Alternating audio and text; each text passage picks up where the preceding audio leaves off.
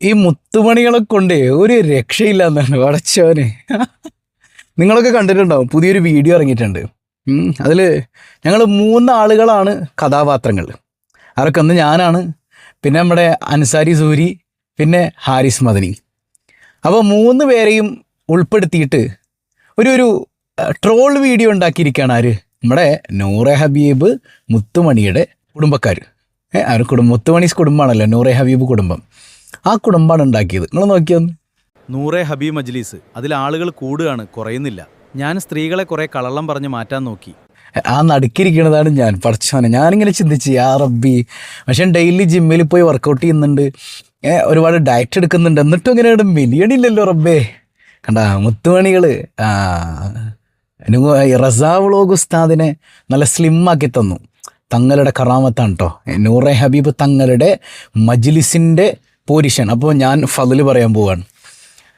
പ്രിയപ്പെട്ട സഹോദരങ്ങളെ, ഞാൻ ഒരുപാട് തവണ നൂറെ ഹബീബ് തങ്ങളെ വിമർശിച്ചിട്ടുണ്ട്. ഇപ്പോൾ ഓർക്കുമ്പോൾ എനിക്ക് വലിയ സങ്കടം അതിലുണ്ട്.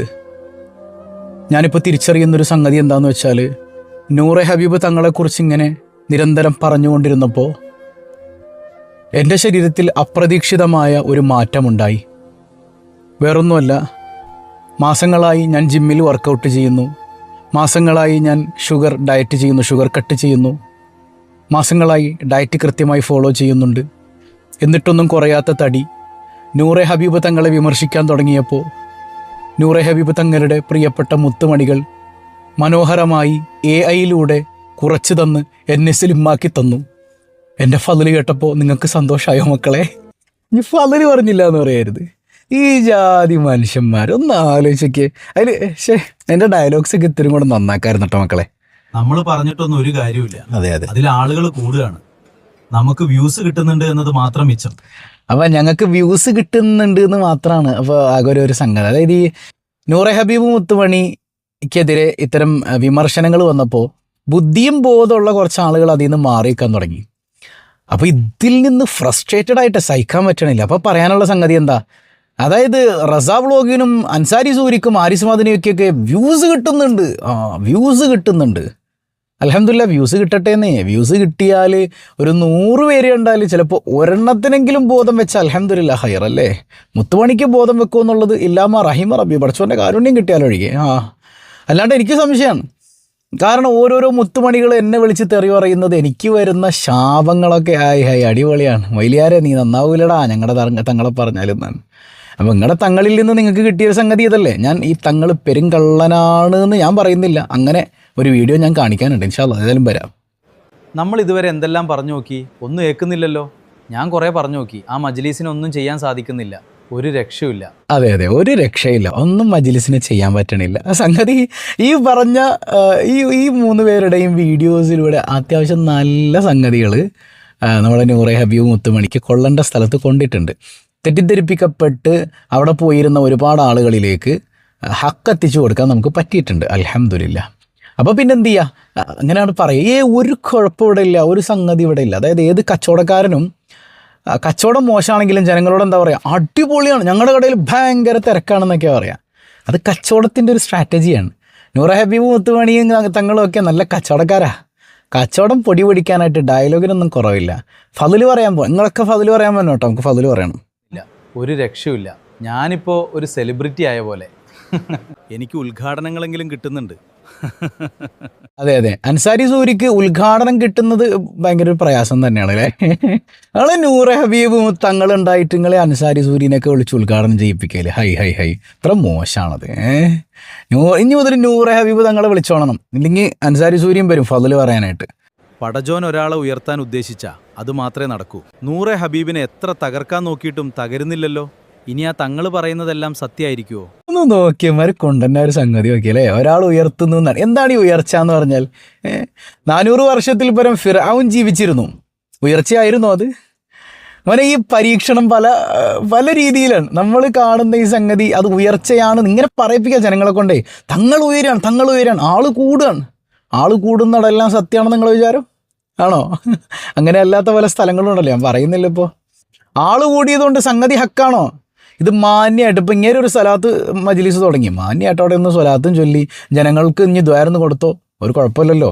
അത് മാത്രമാണ് ചെയ്തിരുന്നെങ്കിൽ ഈ വിമർശനങ്ങളൊക്കെ ഉണ്ടാവുമോ? ഈ ജഹാലത്ത് പറഞ്ഞ് ജനങ്ങളെ തെറ്റിദ്ധരിപ്പിച്ച് വിവരക്കേടുകൾ വിളമ്പി അറിവില്ലാത്ത സംഗതികളെ ഹൈലൈറ്റ് ചെയ്ത് ജനങ്ങളിൽ നിന്ന് പൈസ തട്ടി പണം പിരിച്ച് കള്ളത്തരം പച്ചക്കളവ് വായ കൊണ്ട് പറഞ്ഞ് ജനങ്ങളെ പറ്റിക്കുന്ന ഈ തോന്നിവാസം കാണിക്കുന്ന മനുഷ്യനെയൊക്കെ പൊക്കി നടക്കാൻ നാണോ ഇല്ല മക്കളെ?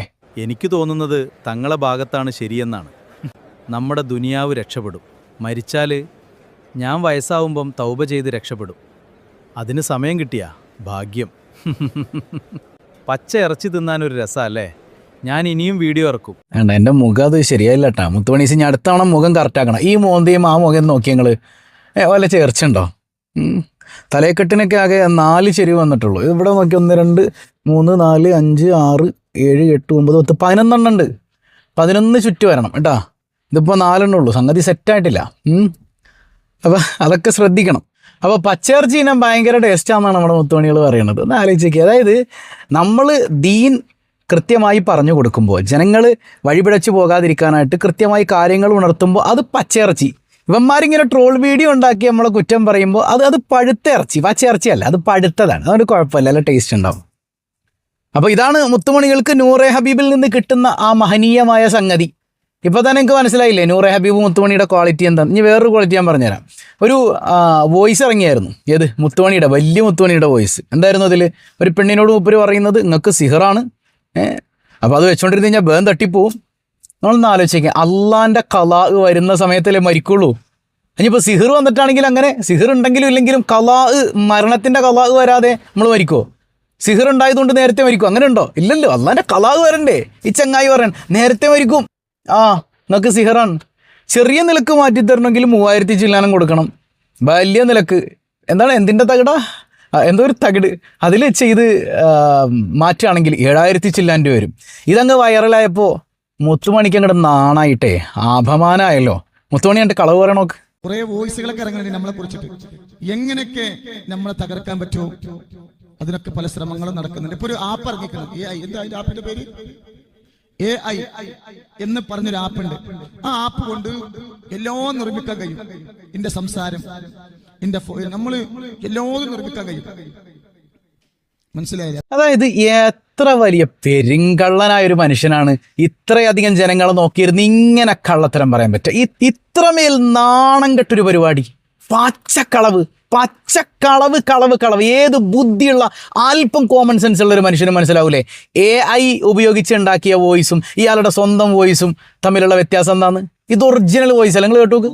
മാരകമായ നിങ്ങൾ തടിക്ക് ബാധിക്കുന്നുണ്ട്. നിങ്ങൾ സിഗർ നിങ്ങൾ ഇല്ലാതെയാകണം. അത് മറ്റൊരു ചെയ്തൊന്നും പറയണ്ട.